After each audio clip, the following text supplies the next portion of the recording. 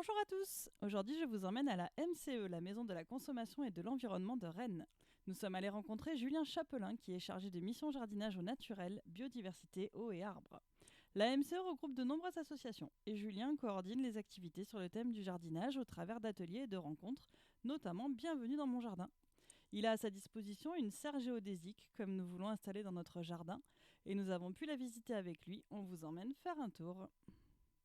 Cette serre a été installée en 2017 dans le jardin public de la MCE et elle mesure 6,60 m de diamètre.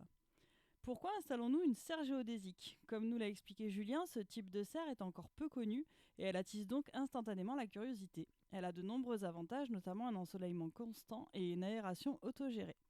À l'intérieur, on retrouve une ambiance apaisante et un espace sympathique pour organiser des ateliers. Julien prépare ici ses semis avec les apprentis jardiniers, comme vous pouvez le constater. Même en plein mois de février, les pieds de poivron et de physalis sont encore en forme. Et Julien envisage même d'essayer la culture d'ananas cette année, car comme dans tout projet urbain, il y a un problème de chaleur durant l'été. Dans sa serre, c'est dû au fait qu'elles doivent rester fermées pour éviter les dégradations. La serre est ouverte pour des ateliers dès la belle saison. Et il insiste sur l'importance de jardiner sur un sol vivant.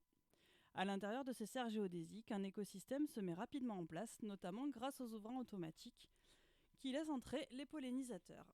Des plaisantins ont investi la réserve d'eau de celle de Rennes en y installant des carpe-coilles. Et oui, Julien a son lot de surprises chaque semaine lorsqu'il ouvre les portes du jardin au public.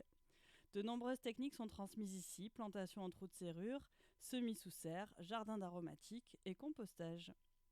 Des panneaux explicatifs ont été mis en place et le jardin est ouvert une fois par semaine. N'hésitez pas à venir rencontrer Julien tous les mardis de 12h30 à 14h.